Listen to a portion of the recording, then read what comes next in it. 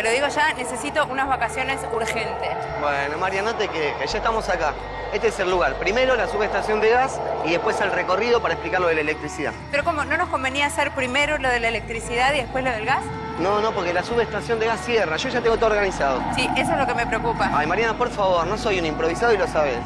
¿No? Tenés todo controlado, ¿no? Por supuesto. No se te escapa ningún detalle. Ninguno. ¿Y por qué tenés dos zapatos diferentes? Bueno, a Einstein también le pasaba.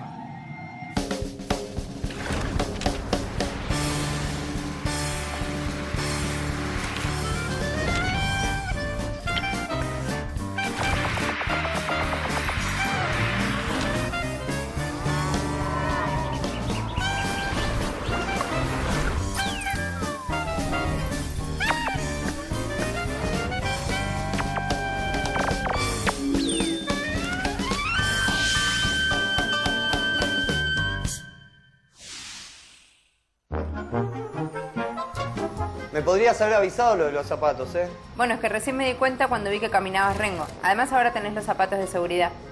Hola, somos Mariana y Enrique Moravia. Esto es Energías Eficientes, serie en la que repasamos cómo se produce, transporta y distribuye la energía en la Argentina. Hoy vamos a hablar de un tema muy importante para todos, pero que en general pasa desapercibido. Cada vez que utilizamos el gas o la luz en nuestra vida diaria, no nos detenemos a pensar en el camino que esas energías realizan para llegar hasta nosotros. Hoy vamos a seguir el viaje que hacen el gas y la electricidad para llegar a nuestras casas. Esto nos va a ayudar a entender el impresionante recorrido que transita la energía cada vez que realizamos un acto tan simple como prender la luz o encender una hornalla.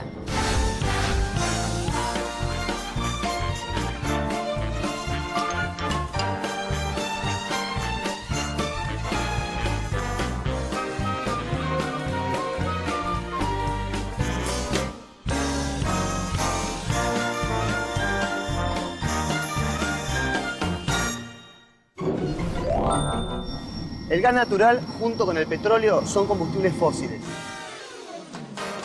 Los seres vivos del pasado, principalmente los vegetales, se han convertido durante millones de años en petróleo o gas, o sea, hidrocarburos, que el hombre extrae de las entrañas de la tierra.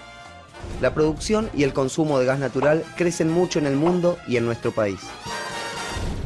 El gas es un combustible limpio porque es baja su emisión de gases contaminantes. Produce menos dióxido de carbono que el petróleo y que el carbón.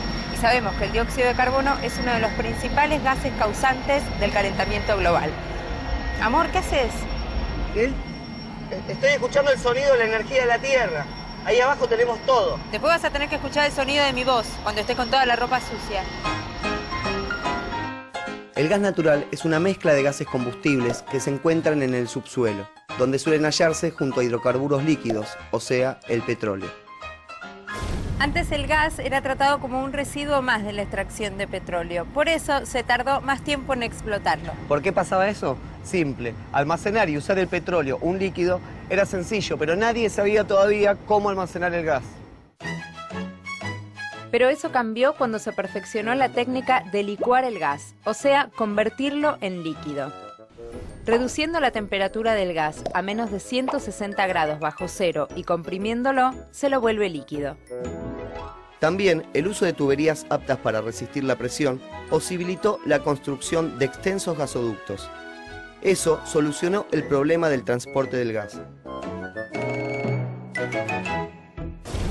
O sea que si yo quiero, ahora puedo mandar gas a España, por ejemplo, a través del mar, o a Marruecos, o a la Costa Azul, todos centros turísticos muy lindos. Sí, ya entendí. Tenés ganas de vacaciones, pero no perdamos el eje, Marian.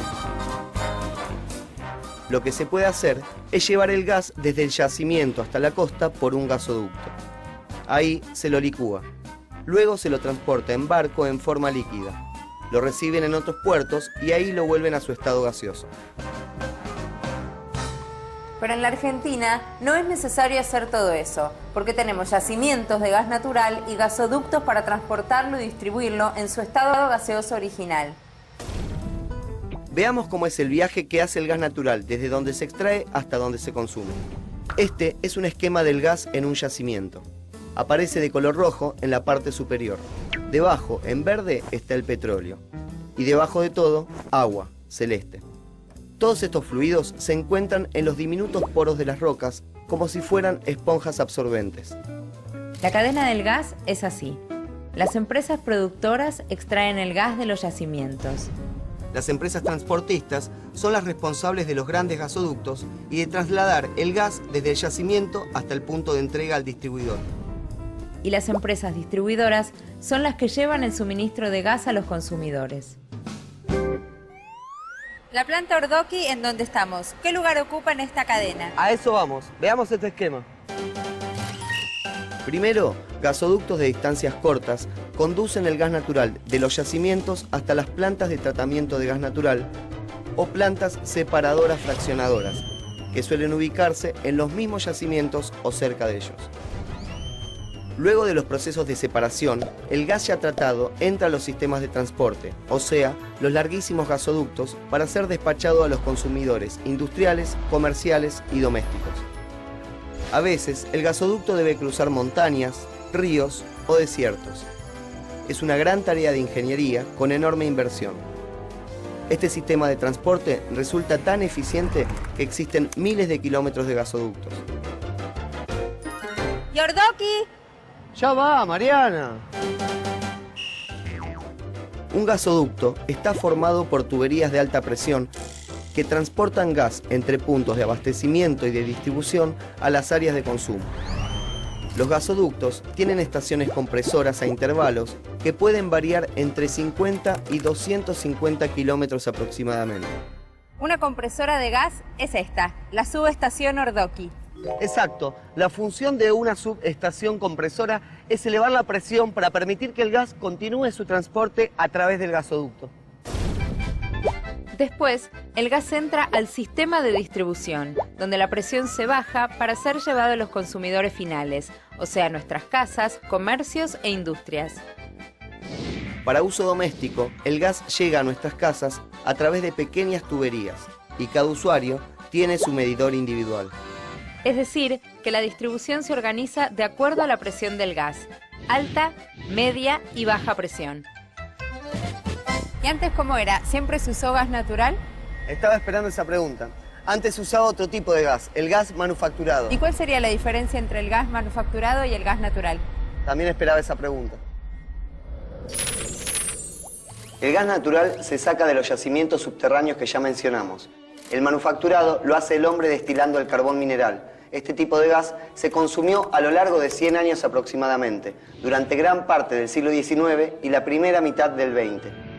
Esto marca dos periodos importantes en la historia del gas en Argentina. La etapa del gas manufacturado a partir de 1824 y la del gas natural desde 1945. El gas manufacturado en las usinas no se inyectaba directamente a la red de distribución, sino que previamente era almacenado en voluminosos recipientes cilíndricos denominados gasómetros, que estaban ubicados en puntos estratégicos de las ciudades. En Buenos Aires, por ejemplo, uno de esos gasómetros quedaba cerca de la cancha del Club de Fútbol San Lorenzo. Disculpame, te corrijo.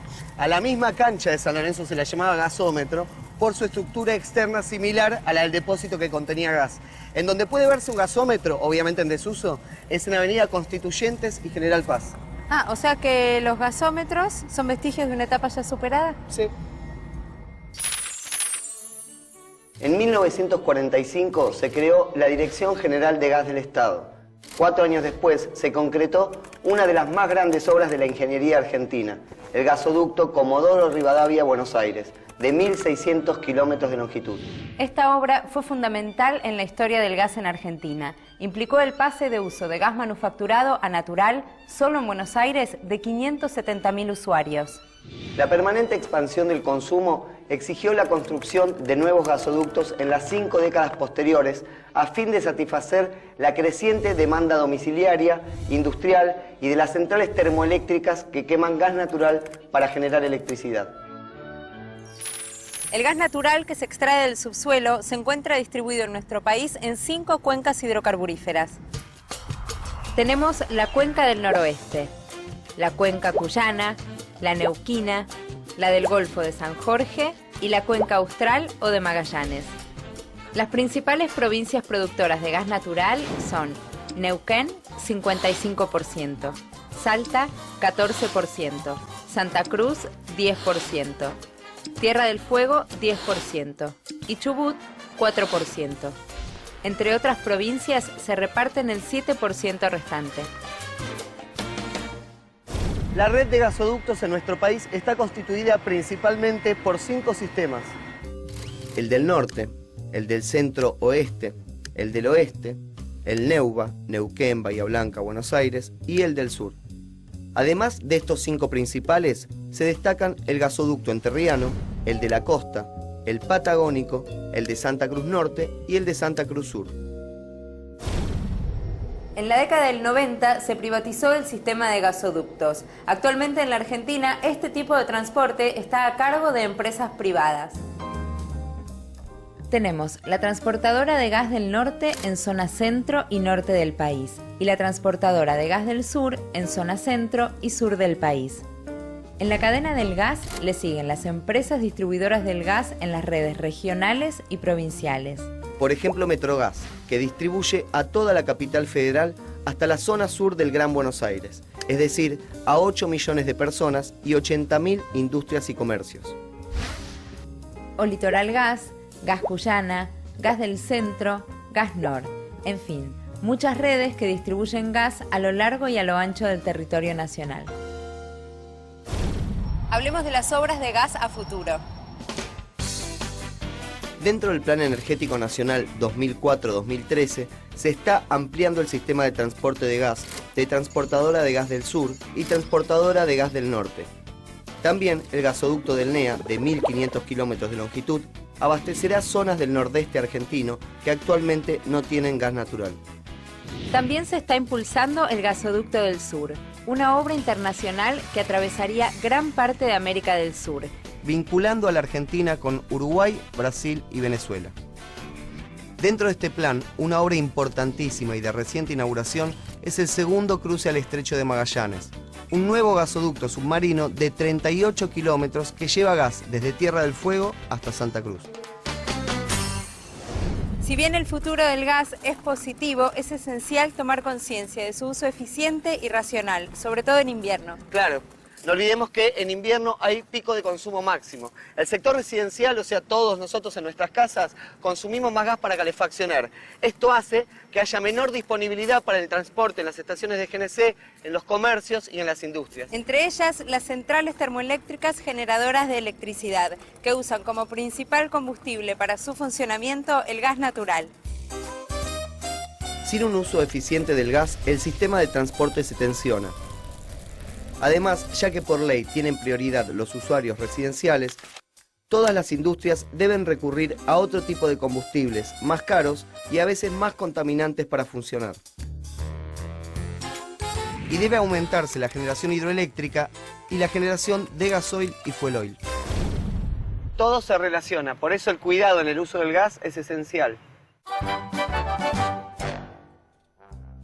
Hay 2 temas básicos para tener en cuenta: el uso de los artefactos y el control de la temperatura ambiente. Mantenga todos los quemadores limpios. La llama debe ser estable, silenciosa y de color azul intenso. Trate de abrir solo lo necesario la tapa del horno mientras cocina. El termotanque utiliza menos gas que el calefón, ya que no hace falta regular la mezcla de agua para obtener la temperatura deseada. Hay que aprender a controlar la temperatura de nuestra casa.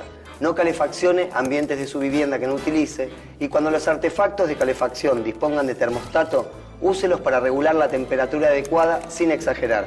Fije un valor normal y no excesivo, por ejemplo, de 20 grados. Con ropa adecuada para cada época podrá reducir las necesidades de calefacción. Aislar su vivienda es una forma directa de evitar filtraciones de aire frío que obligan a usar más gas. Los burletes en ventanas son un recurso muy accesible en su economía. Y si está a su alcance, ponga cristales dobles. Y más que nada, use el sentido común y tome conciencia. Tendríamos que pasar a explicar el camino de la electricidad. ¿No podríamos olvidarnos de los mapas y de los esquemas? Yo no tengo problema, pero seamos didácticos. Ah, ya sé. ¿Y si hacemos una especie de tour eléctrico? ¿Tour eléctrico? ¿Cómo estás con el tema de las vacaciones,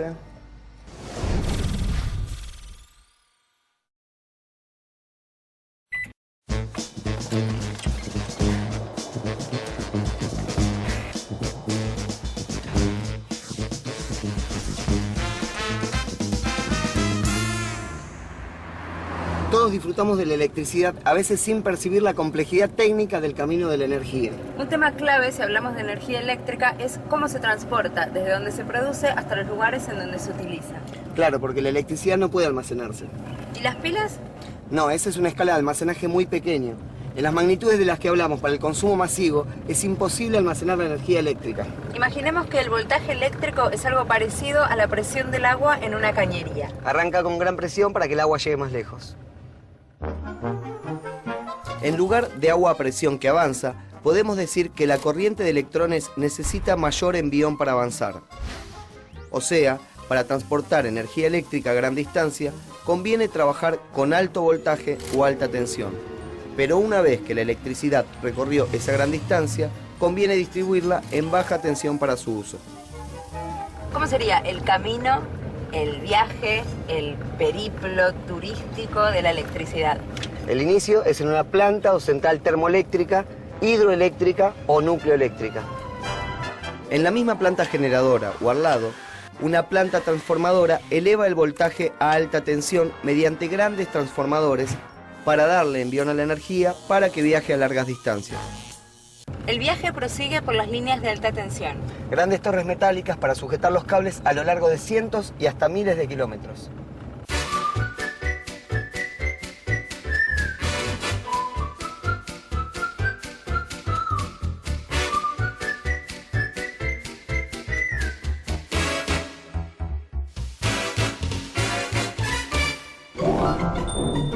Esto es una subestación transformadora que mediante transformadores baja el voltaje a media tensión para adecuarlo a las líneas de distribución. De aquí salen otras líneas que se diversifican en las zonas urbanas y rurales para llevar la electricidad a los consumidores. Y luego, los últimos transformadores ubicados en los postes y columnas de distribución de los barrios, que terminan de disminuir el voltaje a baja tensión para el consumo final. De aquí seguimos así. La caja principal y el medidor. Y de acá en más, la línea entra en el dominio de su hogar. Es importante también saber que detrás de esta boleta, como en la de gas, hay toda una cadena de costos. Primero, el costo de la energía producida por las empresas generadoras. Después, el costo del transporte de alta y media tensión. Y por último, el costo de la distribución hasta el domicilio, el comercio y la industria. Parece obvio, pero electricidad y gas no son impuestos, son servicios. En la industria de la electricidad argentina trabajan miles de personas que con su esfuerzo logran llevar todos los días energía a los hogares, comercios e industrias del país. Pensemos que más de 40 empresas generadoras de energía eléctrica producen aproximadamente 20.000 megawatts de potencia entre centrales termoeléctricas, hidroeléctricas y nucleares. Cerca de 10 empresas transportistas de energía con 22.140 kilómetros de líneas de transmisión transportan la electricidad desde lejanos sitios donde se genera hasta las ciudades, localidades y pueblos donde se consume. Más de 60 empresas distribuidoras de electricidad abastecen a millones de habitantes. Es un sistema complejo que requiere para su funcionamiento inversiones constantes y de largo plazo, así como supervisión, control y mantenimiento durante las 24 horas, los 365 días del año. La energía eléctrica en la Argentina ha tenido una historia con algunos altibajos. Así es, periodos de gran actividad y producción alternados con momentos críticos en donde la demanda excedía la capacidad de respuesta. Podemos resumir las últimas décadas en 2 etapas. De 1960 a 1980 hubo un incremento en el consumo de electricidad, lo que implicó un aumento en la potencia y en la generación. Y de 1980 al 2000 hubo una baja en el consumo por la difícil situación económica en la que se encontraba el país. En la década del 90 llegó la privatización de todas las ramas del servicio eléctrico y el Estado pasó a actuar como regulador. Esto ya es nuestro presente. Y en este presente hay cosas interesantes para analizar. Veamos. El conjunto de líneas de alta y media tensión que llevan la energía eléctrica desde las centrales generadoras hacia todo el país se denomina Sistema Interconectado Nacional. Si observamos este mapa, vemos que la red de transporte tiene una configuración radial centralista. Por un lado, tenemos los lugares en donde la energía eléctrica se genera, sectores en donde están las grandes plantas que producen electricidad. el nordeste y el noroeste argentino y la zona de Comahue en la Patagonia. Y por otro lado, aquí vemos las zonas de mayor demanda de energía eléctrica. Gran Buenos Aires, provincia de Buenos Aires, Córdoba, Mendoza y el litoral, principalmente con Rosario y Santa Fe. En una primera mirada notamos que las distancias entre los lugares de generación de energía y los lugares en donde más se consume son grandes. Así es. En su creación, el sistema eléctrico tuvo una estructura centralista, llevando la mayor cantidad de energía eléctrica hacia el gran centro de consumo energético que es la región metropolitana de Buenos Aires, desatendiendo así, lamentablemente, a otras regiones del país. Comparemos con otros sistemas posibles de red eléctrica. La cuadrícula en Estados Unidos, por ejemplo, o el sistema espiralado en Brasil, parecen responder mejor a la demanda y tienen un crecimiento uniforme. Las nuevas obras, fundamentalmente la línea NEA-NOA, Comahue-Cuyo y la expansión del sistema eléctrico hasta Río Gallegos, se orientan a convertir la red de transporte en una trama más pareja, tipo cuadriculada o anillada, que integre a todo el país y que llegue más equitativamente a todas las regiones. En el 2003, toda la potencia instalada en el país para generación eléctrica era de 21.500 megawatts. El Plan Energético Nacional 2004-2013 aumentará la potencia instalada en 11.385 megawatts, o sea, más de un 50% que la potencia existente en 2003. La expansión del transporte de electricidad es clave en el desarrollo del sistema eléctrico argentino para llevar más y mejor energía a todas las regiones del país. Desde 2003 hasta principios de 2009 se sumaron 2.200 kilómetros de líneas. Actualmente se encuentran en ejecución 2.800 kilómetros y se iniciarán obras por otros 3.960 kilómetros. La idea es anillar con líneas el país, no solo para que este servicio llegue a la mayor cantidad de hogares, sino también para expandir las economías regionales y apoyar el crecimiento industrial en distintas zonas del país. Todo esto que vimos es lo que está detrás de prender el televisor, una bombita eléctrica o el lavarropas. Un sistema tan complejo que de solo explicarlo me duele la cabeza. ¿Ves lo que digo? Vos también necesitas vacaciones. Bueno, mejor pasemos a los consejos sobre el uso eficiente de la electricidad. También en el caso de la electricidad tenemos dos cuestiones básicas: uso eficiente de artefactos y uso racional de la iluminación. Use con prudencia los artefactos más gastadores como planchas, lavarropas y microondas. Cada artefacto tiene secretos para que su rendimiento mejore. Por ejemplo, si lustra el piso, luego de que la cera seque, la resistencia del piso será menor y el consumo también. En las aspiradoras, la limpieza periódica de la bolsa recolectora de polvo evita un mayor esfuerzo del motor. Si compra un artefacto, elíjalo de acuerdo a su etiqueta energética. Es una clasificación que describe el consumo de energía comparando artefactos que cumplen la misma función. De la A a la C, el consumo es bajo. D y E, consumo medio. Y F y G, consumo alto. Una etiqueta A puede corresponder a un artefacto más caro, pero la eficiencia energética alta a la larga es beneficiosa. El uso de lamparitas de bajo consumo constituye una diferencia esencial. El consumo de electricidad para iluminación en una vivienda iluminada íntegramente con lámparas de bajo consumo es 4 veces menor que en una vivienda iluminada con lámparas incandescentes convencionales. Ya vimos que el uso más eficiente de la electricidad implica menos consumo de gas en las centrales termoeléctricas y por ende, una vez más, resaltamos cómo gas y energía eléctrica se interrelacionan directamente. Si nos concentramos en usar racionalmente el gas, la electricidad y el agua, el beneficio para todos será enorme. Qué complejo es el camino para que todo se ilumine, para que obtengamos la energía que necesitamos. Hay tantos factores.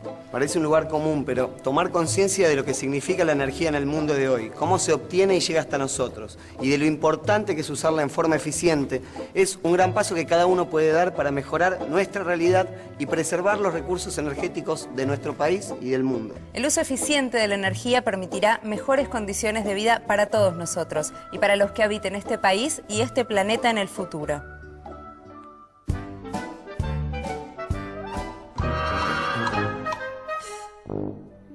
Estuvo bien el cierre. Sí, ¿no? Sí. La verdad es que nos merecemos unas buenas vacaciones. Marian, ¿cómo estás con el tema de las vacaciones? Bueno, se ve que a vos no te importa. Ah, ¿no? ¿Y estos pasajes? ¿Y esta reserva de hotel? ¡Amor! ¡Sos un genio! ¡Qué sorpresa! ¿Reservas para Sierra de la Ventana? Pero si dijimos Villa Gesell. No, mi amor, este año dijimos sierra. No, dijimos mar. Dijimos sierra, Marian. Dijimos mar. Dijimos... oh. Bueno, está bien. Vamos a donde vos quieras, mi amor. Bueno, no, está bien. Vamos a donde vos quieras. ¿Sí? Bueno, entonces podemos ir a la sierra. O al mar. Ah, el nuestro sí que es un amor eficiente, ¿eh? ¿Eso quiere decir que nuestras energías se combinan bien? Sí, algo así. ¿Y con qué sistema energético compararías nuestra pareja? Con el hidroeléctrico. ¿Por? Y porque es renovable.